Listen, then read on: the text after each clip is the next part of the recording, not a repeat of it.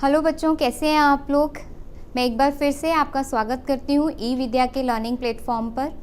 हम जो सीरीज़ चला रहे हैं विद्या क्वेश्चन बैंक की, इसमें जो इम्पॉर्टेंट क्वेश्चंस आपके पूछे गए हैं प्रीवियस ईयर्स में, या फिर हमें लगता है कि ये पूछे जा सकते हैं हर अध्याय से, उनका डिस्कशन हम यहाँ पर कर रहे हैं। अपनी लास्ट क्लास में हमने फर्स्ट चैप्टर देखा था, जिसमें हमने देखा था यूरोप में राष्ट्रवाद कैसे आया। ठीक है, आज का जो आपका चैप्टर है ये सेकेंड चैप्टर है, जिसमें हम देखेंगे कि भारत में राष्ट्रवाद जो है ये कैसे आया, या भारत में राष्ट्रवाद का उदय किस प्रकार से हुआ, इसको हम देखेंगे। इवन इसमें जो इम्पॉर्टेंट क्वेश्चन है उनका हम ज़्यादा से ज़्यादा डिस्कशन करने की कोशिश करेंगे।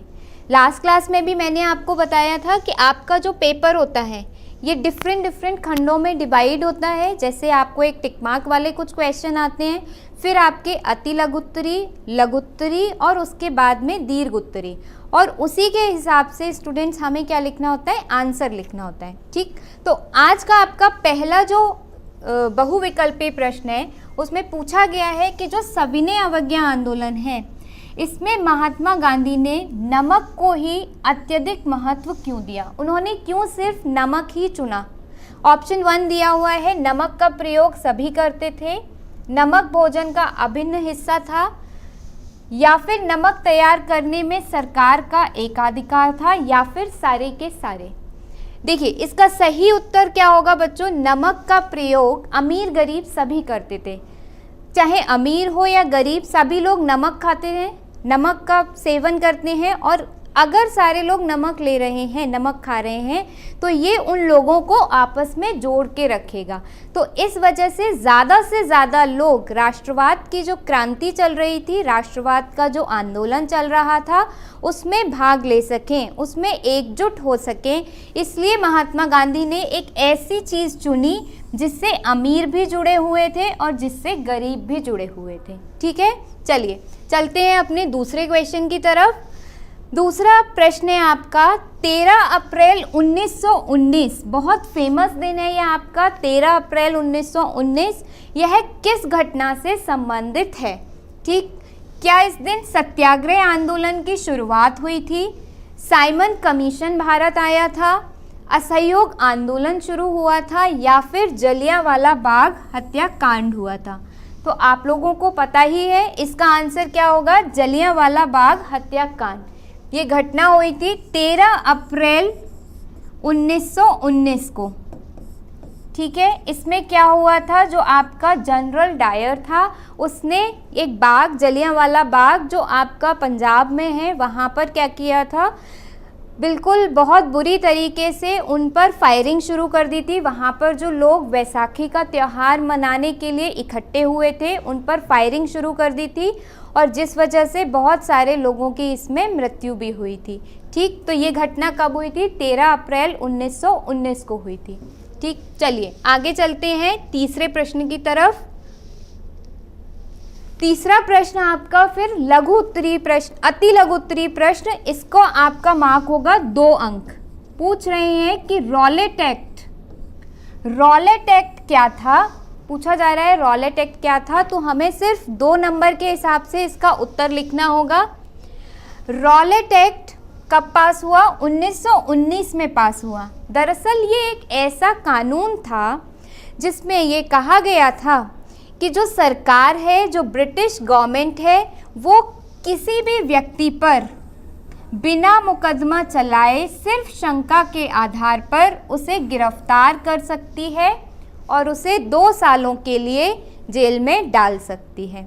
रॉलेट एक्ट आपका कब आया, ये आया मार्च 1919 में। मार्च 1919 में रॉलेट एक्ट आपका आया, और इस रॉलेट एक्ट में ये कहा गया कि जो ब्रिटिश गवर्नमेंट है ये बिना किसी शंका, मतलब शंका होने पर किसी भी व्यक्ति पर बिना मुकदमा चलाए उसे गिरफ्तार कर सकती है। देखिए इसके लाने के पीछे जो कारण था वो ये था कि जितने भी जो विद्रोही लोग थे, यानी जो लोग आंदोलन कर रहे थे, जो क्रांतिकारी थे, उनका दमन किया जा सके। जहाँ पे भी ये देखते थे कि लोग इकट्ठे हो रहे हैं, रॉलेट एक्ट के तहत, रॉलेट अधिनियम के तहत उन्हें गिरफ्तार कर लेते थे और जेल में डाल देते थे। अब 2 साल के लिए तो देखिए वो लोग क्या हो गए, जेल में बंद हो गए। जब वो जेल में बंद हो गए तो फिर क्या आंदोलन कर पाएंगे, तो जो राष्ट्रवादी आंदोलन चल रहा था उसको कमज़ोर करने के लिए ब्रिटिश सरकार मार्च 1919 में रॉलेट एक्ट लेकर के आती है। ठीक, चलिए नेक्स्ट हमारा प्रश्न है, साइमन कमीशन का गठन क्यों किया गया और इसका विरोध क्यों हुआ। साइमन कमीशन जो है, थोड़ा सा बैकग्राउंड जान लीजिए पहले साइमन कमीशन का। साइमन कमीशन हमारा बना था 1927 में।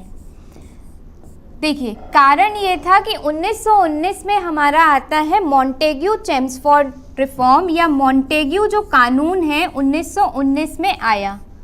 मॉन्टेग्यू चेम्सफोर्ड या मॉन्टेग्यू कानून जिसे हम कहते हैं 1919 में आता है। इस कानून में ये कहा गया था कि किस तरीके से ब्रिटिश सरकार अब भारत पर शासन करेगी या भारत पर किस तरीके से ब्रिटिश शासन चलेगा। ये बातें कही गई थी 1919 के मॉन्टेग्यू चेम्सफोर्ड में। ये एक आपका कानून था। अब इसी कानून में ये बात कही गई थी कि 10 साल के बाद में फिर से देखा जाएगा इस कानून को कि इसने कितने हद तक या किस लेवल तक इस कानून से हमें फ़ायदा हुआ और कहाँ तक ये और इसमें मतलब सुधार करने की ज़रूरत है। तो 10 साल बाद ये होना था, लेकिन बीच में ही ब्रिटेन में आ जाते हैं इलेक्शन, बीच में ही ब्रिटेन में आ जाते हैं चुनाव। तो इसलिए इसको देखने के लिए यानी इस कानून का पुनर्विलोकन करने के लिए कि इसने किस हद तक या किस लेवल तक यहाँ पर शासन अच्छे से करा है, उसको देखने के लिए एक कमीशन बनाया गया, एक आयोग बनाया गया जिसे हम कहते हैं साइमन कमीशन, और ये बना आपका 1927 में। इसकी सबसे बड़ी समस्या ये थी और इसका विरोध भी इसीलिए हो रहा था क्योंकि इसमें सिर्फ और सिर्फ एक तो पहली बात इसमें 7 सदस्य थे और सातों के सातों जो सदस्य थे ये ब्रिटिशर्स थे। कोई भी सदस्य इसमें भारतीय नहीं था। ये सबसे बड़ा इसके विरोध का कारण था। तो साइमन कमीशन क्या था? साइमन कमीशन एक ऐसा आयोग था जिसमें 7 मेंबर थे, 7 सदस्य थे, जिसका उद्देश्य ये था कि 1919 में जो मॉन्टेग्यू चेम्सफोर्ड आपका एक्ट आया था उसको देखा जाएगा। और इसका विरोध इसलिए हुआ क्योंकि इसमें जो 7 मेंबर थे, 7 सदस्य थे, वो ब्रिटिशर्स थे। कोई भी सदस्य इसमें भारतीय नहीं था। ठीक, तो यही यहाँ पर लिखा गया है कि सर जॉन साइमन के नेतृत्व में एक आयोग का गठन किया गया। राष्ट्रवादी आंदोलन के जवाब में गठित किए गए इस आयोग को भारत में संवैधानिक व्यवस्था की कार्यशैली, ये जो संवैधानिक व्यवस्था अभी मॉन्टेग्यू चेम्सफोर्ड से चल रही थी, इसकी कार्यशैली को देखना था कि उसने सही तरीके से कार्य किया या नहीं किया, और ये बताना था कि इसमें और क्या सुधार किए जा सकते हैं। इस आयोग में एक भी भारतीय सदस्य नहीं था और इसीलिए साइमन कमीशन जो है, जब ये भारत पहुंचता है 1928 में, जब साइमन कमीशन भारत पहुंचता है तब इसका विरोध होना शुरू हो जाता है। और इसके विरोध के दौरान ही लाठीचार्ज जब किया जाता है, उसी में ही लाला लाजपत राय जो एक बहुत बड़े लीडर थे, बहुत बड़े नेता थे भारतीय राष्ट्रवाद के या भारतीय राष्ट्रीय आंदोलन के, उन्हें लाठी लगती है सॉन्डर्स की। सॉन्डर्स जो कि एक ब्रिटिश कार्यकारी था, उसकी लाठी लगती है लाला लाजपत राय को और उनकी वहीं पर मृत्यु हो जाती है, जिस वजह से राष्ट्रीय आंदोलन जो है और राष्ट्रीय आंदोलन का जो विद्रोह है यह आगे जाकर के और भड़क जाता है। ठीक, और वहीं आगे फिर हम देखते हैं कि जो भगत सिंह हैं वो सॉन्डर्स की हत्या भी कर देते हैं, इस बात का बदला लेने के लिए क्योंकि उसकी लाठी से लाला लाजपत राय की मृत्यु हुई थी। ठीक, तो ये आपका सारा बैकग्राउंड था, आप इसको भी ध्यान रखेंगे। 1919 के मॉन्टेग्यू चेम्सफोर्ड के लिए आया था आपका क्या? Simon commission. साइमन कमीशन 1928 में भारत पहुंचता है। इसके विरोध में लोग सामने आते हैं, ब्रिटिशर्स उन पर लाठीचार्ज करते हैं और लाठीचार्ज में लाला लाजपत राय की मृत्यु हो जाती है। और वो लाठी किसके द्वारा मारी गई थी? सॉन्डर्स, जो कि एक ब्रिटिश अधिकारी था। ठीक, चलिए आगे चलते हैं अगले प्रश्न पर। अगला प्रश्न पूछा जा रहा है, पूना पैक्ट पर किसके हस्ताक्षर हुए, उसकी 2 शर्तें लिखिए। ठीक है, बात कर रहे हैं पूना पैक्ट की। पूना पैक्ट पर किसके हस्ताक्षर हैं, इसकी हमें 2 शर्तें लिखनी है। अब देखिए, जो पूना पैक्ट है आपका, ये होता है 26 सितंबर 1932 में। सितंबर 1932 और 26 सितंबर 1932 में आपका होता है पूना पैक्ट। पूना पैक्ट या इसे हम पूना समझौता भी कहते हैं। ठीक है, अगर हम इसका बैकग्राउंड देखें तो कारण क्या था इसका कारण था 16 अगस्त 1932 को ब्रिटेन के प्रधानमंत्री जो हैं, 16 अगस्त 1932 को ब्रिटेन के प्रधानमंत्री जिनका नाम है मैकडोनाल्ड, ये क्या करते हैं? 16 अगस्त 1932 को ये सांप्रदायिक अवार्ड या कम्युनल अवार्ड की घोषणा करते हैं, जिसके अंतर्गत वो ये कहते हैं कि जो दलित हैं उन्हें अलग से महत्व दिया जाएगा, उन्हें अलग से अवार्ड दिया जाएगा। तो उनकी इस बात से गांधी जी, जो इस समय कहाँ पर हैं? जेल में हैं। गांधी जी इस समय यरवदा जेल में हैं और वो इस बात से भूख हड़ताल शुरू कर देते हैं कि ब्रिटिशर्स आपने 1909 के एक्ट से, 1909 के अधिनियम से तो मुस्लिम्स को पहले ही हमसे अलग कर दिया और हमारे बीच में फूट डाल दी, लेकिन अब आप कम्युनल अवार्ड से हमारे जो दलित लोग हैं उन्हें भी हमसे अलग करना चाहते हैं, और अगर आपने कम्युनल अवार्ड वापस नहीं लिए तो हम क्या करेंगे? हम विद्रोह, मैं क्या करूँगा? मैं भूख हड़ताल करूँगा। और गांधी जी इन अवार्ड से इनका विद्रोह दिखाने के लिए भूख हड़ताल पर बैठ जाते हैं। ठीक, जब गांधी जी भूख हड़ताल पर बैठ जाते हैं तो जो BR अम्बेडकर हैं वो और बाकी के और जो लीडर, इन सब के बीच में एक पूना पैक्ट होता है, जिसके तहत ये कहा जाता है कि जो कम्युनल अवार्ड घोषित किए गए हैं मैकडोनाल्ड के द्वारा, दलित उसे स्वीकार ना करें। हम मतलब इंडियन नेशनल कांग्रेस के जो लोग हैं, भारतीय कांग्रेस के जो लोग हैं, ये उन्हें अपने यहाँ पर और ज़्यादा आरक्षण देंगे और ज़्यादा प्रिविलेजेस देंगे, ऐसा कहा जाता है पूना पैक्ट के तहत। ठीक, देखिए तो पूना पैक्ट क्या था? गांधी जी और BR अम्बेडकर के हस्ताक्षर हुए थे सितंबर 1932 में। क्या कहा गया था इस पैक्ट में? इस पैक्ट में कहा गया था सबसे पहली बात कि जो दलित होंगे उनके लिए निर्वाचन क्षेत्रों की मांग को वापस लेना, यानी जो निर्वाचन क्षेत्र दिए गए हैं दलितों को, उसकी मांग को क्या ले लेंगे? वापस ले लेंगे, जो मैकडोनाल्ड ने अपने कम्युनल अवार्ड में दिए थे। उन्होंने यही तो कहा था मैकडोनाल्ड ने कि हम एक्स्ट्रा प्रिविलेजेस देंगे किन्हें? दलितों को। ठीक है, नेक्स्ट दूसरी शर्त क्या थी कि दलित वर्गों को प्रांतीय और केंद्रीय विधायी परिषदों में आरक्षण दिया जाएगा। दलित जो भी चुनाव हो रहे थे, चाहे वह केंद्रीय विधानसभा के हों या फिर आपकी स्टेट राज्य की जो विधान परिषद थी उसके चुनाव हों, इनमें उन्हें क्या दिया जाएगा? प्रिविलेज दिया जाएगा। केंद्रीय विधानसभा में उनके लिए 18% आरक्षण की बात कही गई कि उनका आरक्षण दलितों का कितना कर दिया जाएगा? 18% कर दिया जाएगा। जबकि जो राज्य की विधान परिषद थी उसमें कहा गया कि इनकी सीट्स को 71 से बढ़ाकर 147 कर दिया जाएगा।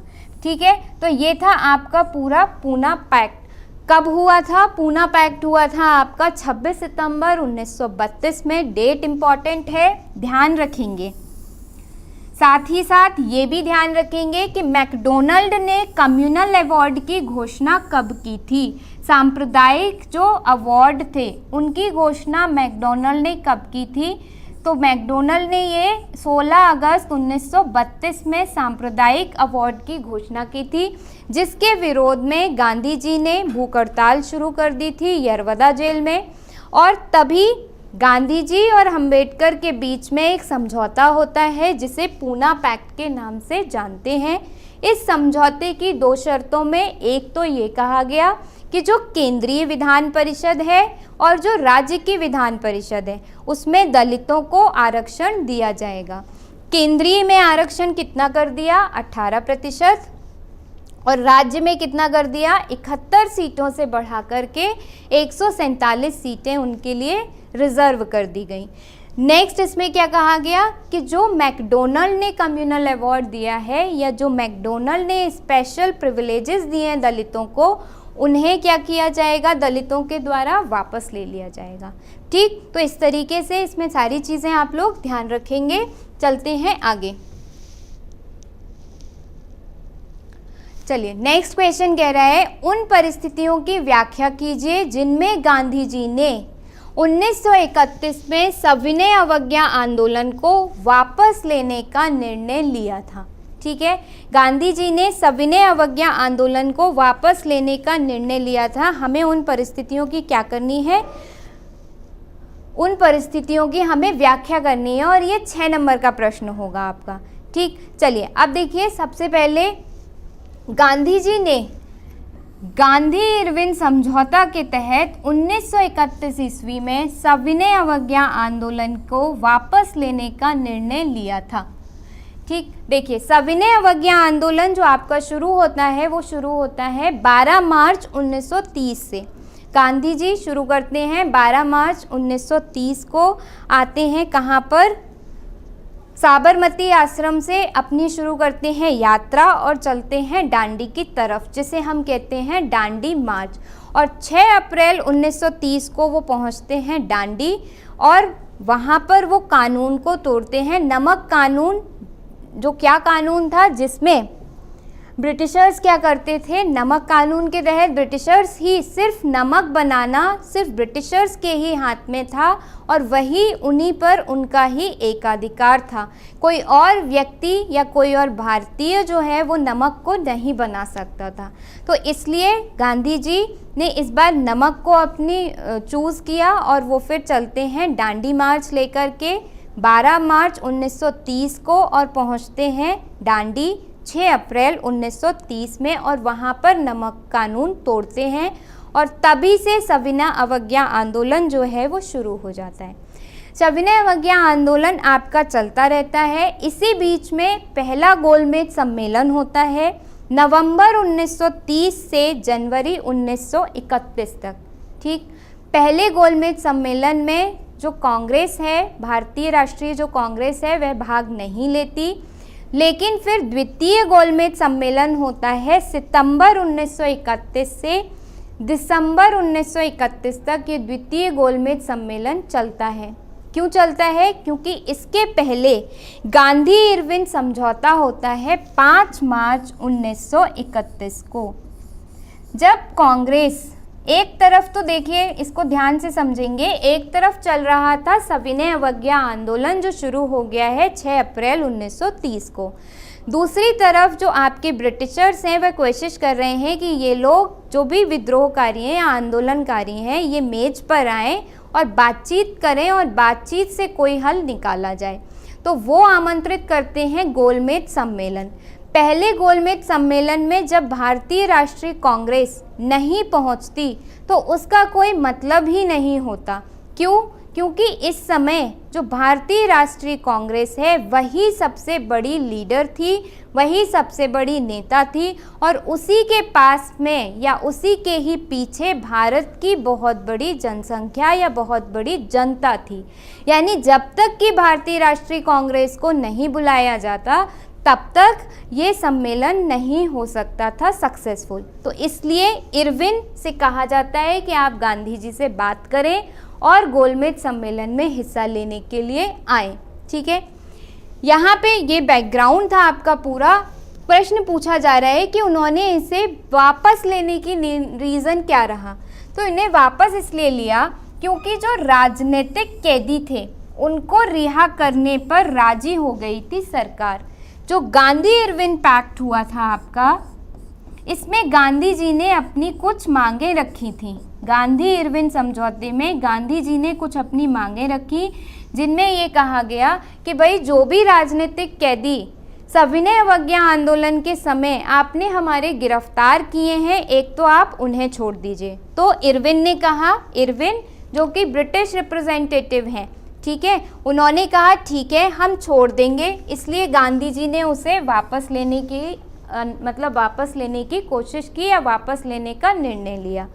दूसरा क्या था, सरकार की बहुत दमनकारी नीति चल रही थी, जिसके तहत सरकार क्या कर रही थी, बच्चों पर, महिलाओं पर, इन सब पर मारपीट कर रही थी और बहुत सारे लगभग 1 लाख लोगों को सरकार ने गिरफ्तार कर लिया था। जिस वजह से गांधी जी को, अब देखिए जब बहुत सारे लोग क्या होंगे, गिरफ्तार हो जाएंगे तो लोगों की कमी भी हो जाती है, तो आंदोलन को वापस लेना पड़ता है। जब हम देखते हैं कि बहुत ज़्यादा अगर लोगों को मारा जा रहा है, पीटा जा रहा है, तब भी हमें उनको बचाने के लिए क्या करना पड़ता है, आंदोलन को वापस लेना पड़ता है। यही गांधी जी ने भी इसीलिए आंदोलन को वापस ले लिया। तीसरा कारण था कि देखिए जब भी कभी आंदोलन होगा तो उद्योग धंधे जो भी हैं वो बहुत अच्छे से नहीं चल पाते। इकोनॉमी हमारी जो होती है, आर्थिकी जो होती है वो कमज़ोर पड़ जाती है, आर्थिक गतिविधियां कमज़ोर हो जाती हैं। तो जो औद्योगिक मजदूर थे, ठीक, या फिर जो औद्योगिक में लोग लगे हुए थे, उद्योग धंधों में जो लोग लगे हुए थे, उन्होंने भी गांधी जी से कहा कि इसको वापस ले लीजिए। इसीलिए उन्होंने इसको वापस लेने का निर्णय लिया। देन दूसरी एक और बात थी कि जो आपकी पुलिस चौकियां थी, नगर पालिकाएं, भवन, अदालत, इन सब पर हमले शुरू हो गए थे।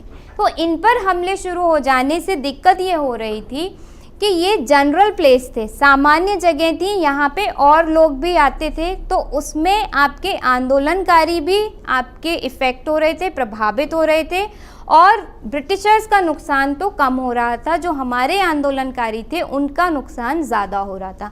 इन सारे कारणों की वजह से गांधी जी ने ये भी आंदोलन जो था ये वापस ले लिया। ठीक है, चलिए